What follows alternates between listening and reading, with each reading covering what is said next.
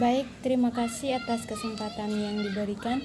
Perkenalkan, nama lengkap saya Ruhmi Umar, NIM 1903030024, kelas A, semester 3, Fakultas Ilmu Sosial dan Ilmu Politik, Prodi Sosiologi. Tugas keempat mata kuliah Metode Penelitian Sosial, review buku ke-6. Buku tentang metode biografi dalam riset ilmiah pada bab 1 tentang metodologi sebagai teknik mendengarkan, sifat periodik dan tak terduga dari perilaku manusia, catatan yang dikumpulkan dan diterbitkan secara anumerta dengan judul Filosofi Neus. Stendhal menyarankan catatan menit demi menit dari hari orang biasa. Kemudian dia mengusulkan memperpanjang rekor ini setiap sehari selama 1 tahun di kehidupan manusia. Mengapa? Dalam catatan ini dijelaskan kita harus melihat dan segera melakukan beberapa kesamaan serta perbedaan.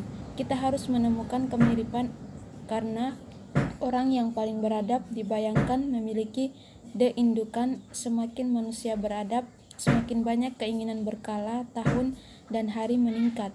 Detail suatu hari dalam hidup seseorang adalah bagian dari kehidupan seseorang. Stendhal merekomendasikan riwayat hidup kepada kita sebagai metode eksplorasi bermakna manusia. Penulis besar belum tentu seorang juara dalam logika atau seseorang yang sempurna panduan.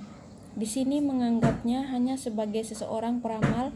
Dia memberitahu kita untuk menggali di titik tertentu tanpa tahu persis mengapa dan tanpa sangat peduli tentang ketidaktahuannya. The periodicity akan dibahas. Stendhal adalah deskripsi 5 momen standarisasi nometik singkatnya, tapi ini juga merupakan momen kebetulan yang membahagiakan antar individu, biografi, dan momen bersejarah yang dialami oleh Erikson telah menulis di sini tentang sebuah masalah penting yang muncul. Apa sejarah hidup itu? Sesaat mediasi antara individu dan spesies biologis menjadi twin kelompok utama dan sejarah, atau apakah sejarah hidup heuristik kontraksi sosial dalam individu dari nometik? Sejarah hidup membutuhkan argumen yang bersifat alam realistik. Autobiografi menyebabkan yang bermakna dan tendensial rawa untuk menerobos dari lahar menta yang tidak berdiferensial tingkah laku. Harold de Lasswell memahami kritik penting ini, dan poin yang sangat penting, dia mengatakan bahwa sejarah hidup adalah sejarah alam, dan sejarah alam yang berkaitan dengan fakta-fakta yang berkaitan dengan bermakna mental, waktu, dan skema konseptual. Apa yang kemudian tidak dilihat adalah aspek khusus yang menentukan dari searah hidup ini adalah waktu, durasi sebagai kategori eksistensial dan prasyarat evolusi. Tampak bahwa keseluruhan makna sosiologis sebagai pemahaman manusia dalam perbuatan mungkin tergoda untuk menjalani masyarakat alih-alih hidup secara pasif olehnya. Faktanya, mereka tidak sepenuhnya memahami secara kritis refleks bahwa di kondisi industri yang maju dan terorganisasi secara teknis, masyarakat kita secara harfiah hidup di masa depan atau diramalkan dan dihitung oleh mekanisme sosial produktif seluruhnya diringkas ke dalam skema produksi rasional, formal, pertukaran konsumsi produksi. Riwayat hidup memulihkan makna manusia pada konseptual atemporal skema. Inti dari materi istimewa tentang teori yang analisis sosial pada dasarnya bersumber dari fakta bahwa kita berurusan dengan urutan temporal pengembangan melalui waktu.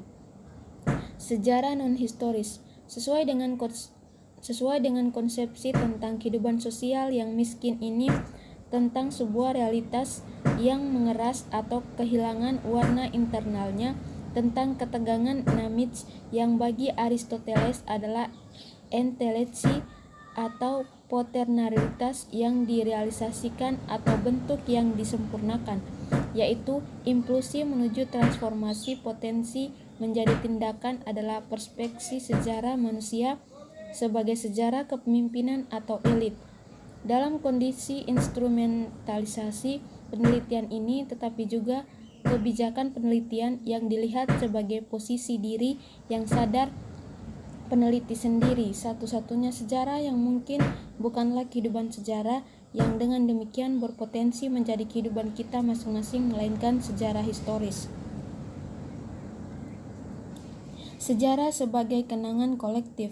Ini adalah kritikus yang terus-menerus bergantung pada benang perdagangan, seperti yang seharusnya menjadi kritikus sejati karena dia temperamen dan pelatihan untuk perlombaan pejalan kaki di atas tali. Duplicity menyarankan judul karya dasar muda oleh Nietzsche, dari penggunaan dan kerugian searah untuk hidup.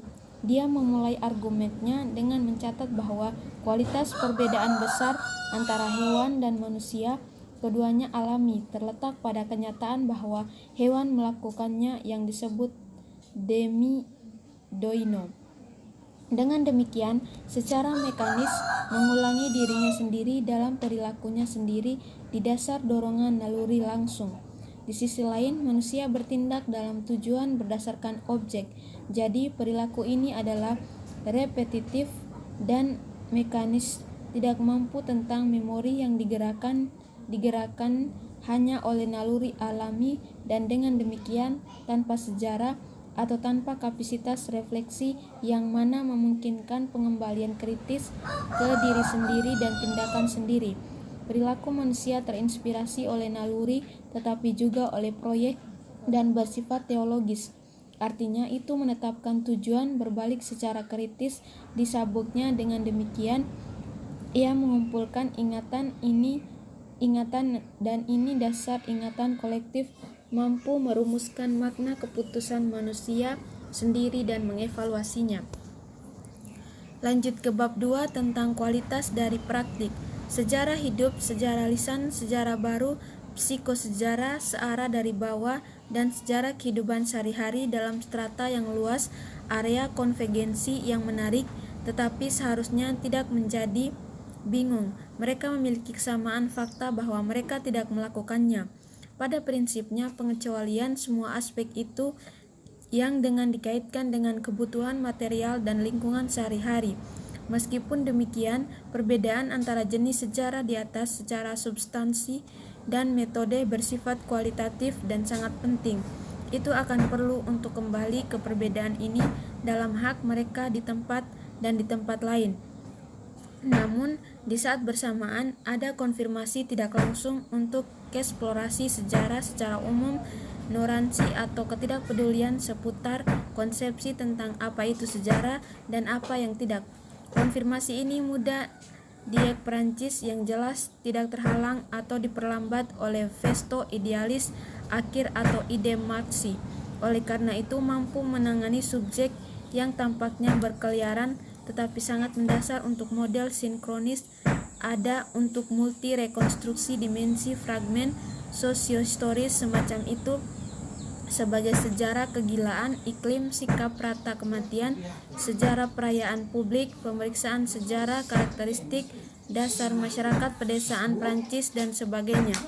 Dengan kata lain, sejarah dari bawah adalah sejarah esensi dari kelahiran, klarifikasi, dan interpretasi praktek hidup dan praktik tradisi, bukan menghidupkan kembali sentimen penghitungan hanya sebagai cerita rakyat populer, tetapi secara kritis dipikirkan kembali sebagai visi yang meyakinkan secara kronis tentang dunia dan waktu sebagai konsentrasi nilai-nilai kognitif terkait